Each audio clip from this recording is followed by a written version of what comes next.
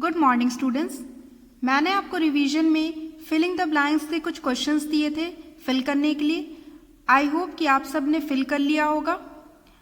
तो आज मैं यहाँ पे इन फिलिंग द ब्लैंक्स को मैं फिल करूँगी, ओके। और आप सब अपने कॉपीज़ में चेक करेंगे जहाँ आपने इसे फिल किया है इन क्वेश्चंस को, कि आपने सही फिलअप किया है कि नहीं, ओके। अगर आपका कोई भी मिस्टेक है फिलिंग द ब्लैंक्स में तो आप प्लीज़ उसे करेक्ट करेंगे। तो चलिए अब हम स्टार्ट करते हैं। Filling the blanks. Question number 1, symbol dash and dash can be subtracted only once. मैंने आपको रोमन नंबर में बताया था कि कौन सा सिंबल सिर्फ एक बार सब्ट्रैक्ट होता है, ओनली वंस। तो कौन कौन से सिंबल हैं? आई एंड एक्स। तो यहां पे आई और एक्स एक एक बार ही सब्ट्रैक्ट होते हैं, ओके। जब हम सब्ट्रैक्शन करेंगे तो सिर्फ ये एक बार ही सब्ट्रैक्ट होंगे। ये नहीं कि एक्स 2 टाइम्स सब्ट्रैक्ट हो रहा है, 3 टाइम्स सब्ट्रैक्ट हो रहा है, नहीं, ठीक है, only 1 time. Question number 2, A dash has a fixed length। किसका फिक्स्ड लेंथ होता है? तो मैंने आपको ज्योमेट्री में बताया था लाइन, रे, लाइन सेगमेंट, ये सब के बारे में। तो फिक्स्ड लेंथ किसका होता है? मींस जिसका स्टार्टिंग पॉइंट भी हो और एंडिंग पॉइंट भी हो। हमें पता है कि हमें कहाँ से स्टार्ट करना है और कहाँ पे खत्म करना है ना। तो वो क्या है? वो है लाइन सेगमेंट। तो लाइन सेगमेंट का फिक्स्ड लेंथ होता है ना। मैंने आपको लाइन सेगमेंट ड्रॉ करना भी सिखाया था। फिक्स्ड लेंथ दिया है, उसके साथ हम कैसे ड्रॉ करेंगे line segment with the help of ruler. तो यहाँ पे a line segment has a fixed length.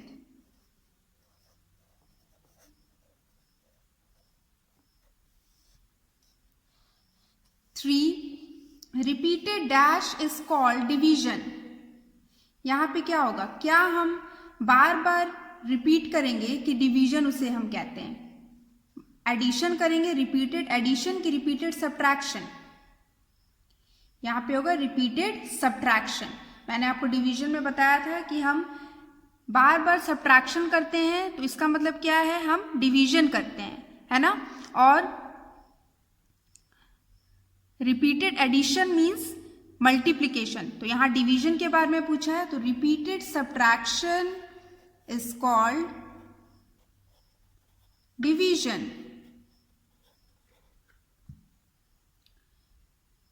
Four, dash is the smallest composite number.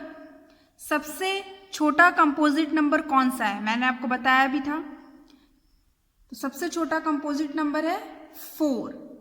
4 से कंपोजिट नंबर स्टार्ट होता है, ओके।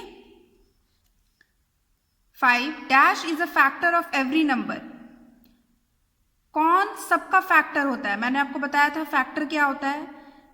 तो कौन सारे नंबर्स का फैक्टर होता है? 1, यहां लिखेंगे 1 is a factor of every number. मैंने बताया था कि किसी भी नंबर का आप फैक्टर फाइंड करोगे तो 1 उसका फैक्टर होगा ही, ठीक है, क्योंकि 1 सबका फैक्टर होता है। 6, and dash is a figure formed by 2 rays meeting at a same point. क्या फॉर्म होता है जब 2 रे जो हैं वो मीट करते हैं एक पॉइंट पे? 2 रे एक पॉइंट पे वो मिलते हैं, क्या फॉर्म होता है? मैंने आपको एंगल बताया था ना कि एंगल कैसे होता है। 2 रेज एक पॉइंट पे मिलते हैं तो वो एक एंगल फॉर्म करता है ना। तो यहां हम लिखेंगे angle.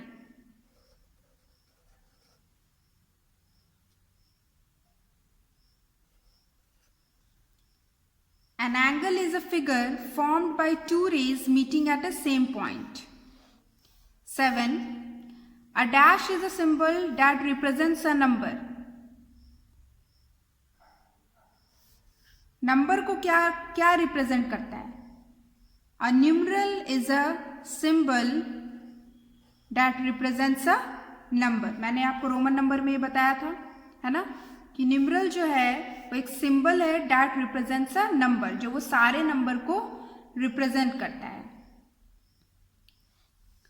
8. A number is divisible by 2 if its last digit is an dash number. तो मैंने आपको डिविजिबिलिटी रूल में बताया था कि हम कैसे फाइंड करेंगे कि कोई भी नंबर 2 से कैसे डिविजिबल है। मैंने आपको बताया था अगर उसका लास्ट डिजिट इवन नंबर है ना, इवन नंबर मीन्स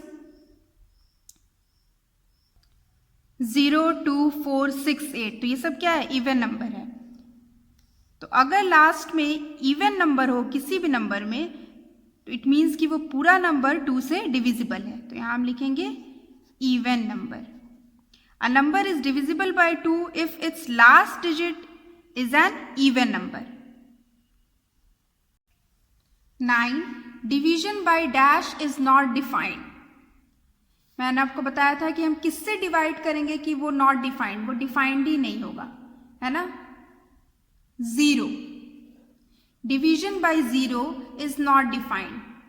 ओके, क्योंकि अगर हम 0 से किसी भी नंबर को डिवाइड करते हैं तो वो डिवाइड नहीं हो सकता है, क्योंकि 0 का हम टेबल नहीं पढ़ सकते हैं, है ना। तो इसीलिए division by 0 is not defined. 10. If we multiply a number by dash the product is 0। जब हम किसी नंबर को